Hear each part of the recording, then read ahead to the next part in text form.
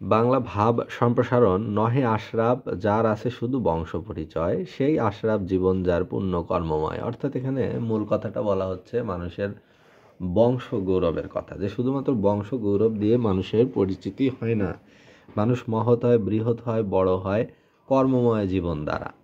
শুধু বড় বংশে জন্মগ্রহণ করেই অলস অকর্মণ্য হলে তার নাম কেউ মনে রাখবে না, অথচ নিচু বংশে জন্মগ্রহণ করেও যদি সে তার কর্মের দ্বারা সবার মনে আদৃত সমাদৃত হতে পারে। তো এখানে মূল কথায় বলা হচ্ছে যে বংশ পরিচয়ের দ্বারা আশরাফ এবং আত্রাফ বিচার করা ঠিক নয়। পূর্ণ এবং কর্মময় জীবন যার, তিনি যে বংশেই জন্মগ্রহণ করুক না কেন তিনি উৎকৃষ্ট মানুষ। অপরদিকে যার জীবন কর্মময় নয়, গ্লানিতে ভরে আছে যার জীবন, সে নিকৃষ্ট মানুষ।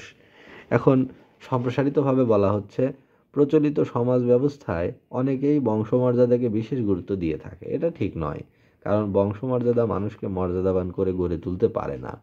প্রাচীন সামন্তবাদী সমাজ ব্যবস্থায় আশরাফ এবং আতরাফ এই দুই শ্রেণীর মানুষেরা অস্তিত্ব এবং তাদের মধ্যে সামাজিক বৈষম্য অত্যন্ত প্রকট ছিল। কিন্তু আধুনিক সভ্য সমাজে মানুষের আশরাফ আতরাফের ধারণা পরিবর্তিত হয়েছে, ফলে মানুষের মধ্যে বৈষম্যের দেয়ালও ভেঙে যাচ্ছে। এখন সমাজে মানুষের বংশ পরিচয় তেমন কোনো বিবেচ্য বিষয় নয়। নিজের মহৎ কর্ম দিয়ে মানুষ এখন তার বংশগত গ্লানি দূর করতে সক্ষম। কর্মফল দিয়ে, চরিত্রের মহিমা দিয়ে তারা এখন সমাজের উচ্চ আসন অলঙ্কৃত করছে। উচ্চ বংশে জন্মগ্রহণকারী কোনো ব্যক্তি যদি পাপাচারে লিপ্ত হয়, অপকর্মের দোষে দুষ্ট হয়, তবে সে সাধারণ মানুষের শ্রদ্ধা ও ভালোবাসা থেকে বঞ্চিত হয়। সাধারণ মানুষ তাকে সমাজের উচ্চ আসন থেকে টেনে হিঁচড়ে নামিয়ে আনে পথের ধুলায়, তারপর ছুঁড়ে মারে আস্তাকুড়ে। এক্ষেত্রে বংশের গৌরব তাকে রক্ষা করতে পারে না। অপরপক্ষে কেউ যদি নিচু বংশে জন্ম নিয়েও মহৎ কর্ম, চারিত্রিক আদর্শের হিরণময় শিখায় জ্বলে উঠতে পারেন, তাহলে তিনি হয়ে ওঠেন অনন্য। উজ্জ্বল আদর্শে ধনী হয় সমাজ, ধনী হয় দেশ।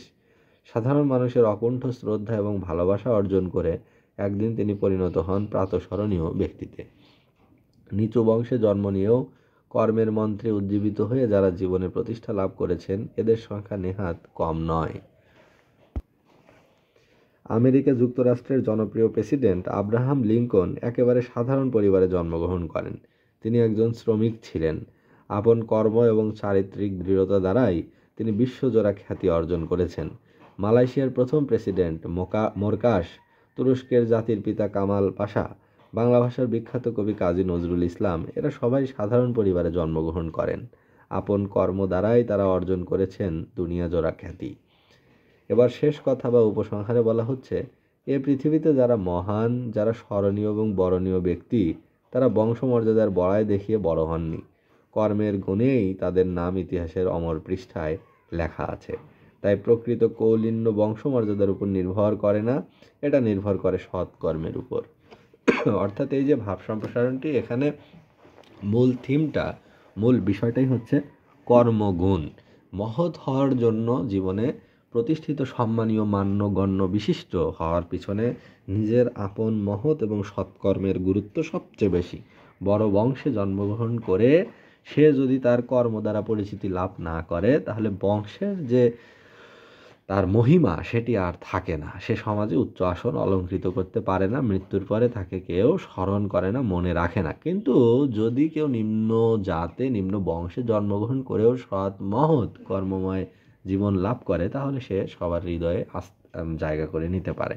উদাহরণ হিসেবে আমেরিকার প্রেসিডেন্ট আব্রাহাম লিঙ্কন, তারপরে তুরস্কের জাতির পিতা কামাল আতাতুর্ক পাশা, বাংলা ভাষার জাতীয় কবি কাজী নজরুল ইসলাম, এরা সবাই সাধারণ পরিবারে জন্মগ্রহণ করেন, কিন্তু আপন কর্মগুণে তারা দুনিয়াজোড়া খ্যাতি অর্জন করেছিলেন। কাজী নজরুল ইসলামের জন্ম বর্ধমানে অত্যন্ত গরিব পরিবারে। সে অন্যের রুটির দোকানে কাজ করেছে, অন্যের বাড়িতে থেকেছে, নানান কষ্ট প্রতিকূলতার মাঝে নিজের গুণেই সে প্রতিষ্ঠিত হয়েছে। তার বাবা, মা, চাচা, মামা কেউই এত নাম করা কেউ ছিল না যারা তাকে বড় হওয়ার জন্য হেল্প করেছিল। ঠিক এভাবেই মানুষ নিজের যদি দৃঢ় সংকল্প থাকে, চারিত্রিক দৃঢ়তা থাকে, যদি মানবিক গুণাবলী থাকে, নিজের ভিতরে যদি ওরকম প্রতিভা থাকে, তাহলে সেটা জ্বলে উঠবেই। তো আসলে মানুষের বড় হওয়ার জন্য বংশমর্যাদার বড়াই করে মানুষ বড় হতে পারে না। কর্মের গুণেই তাদের নাম ইতিহাসের পৃষ্ঠায় অমর হয়ে থাকে। তাই প্রকৃত সম্মান এটা বংশমর্যাদার উপর পুরোপুরি নির্ভর করে না, এটা নির্ভর করে নিজস্ব স্বকীয়তার উপরে, নিজের সৎকর্মের উপরে। তো এই ভাব সম্প্রসারণটি পড়া হলো উচ্চতর বাংলা ব্যাকরণ ও নির্মিতি, লিখেছেন ডক্টর নিরঞ্জন অধিকারী।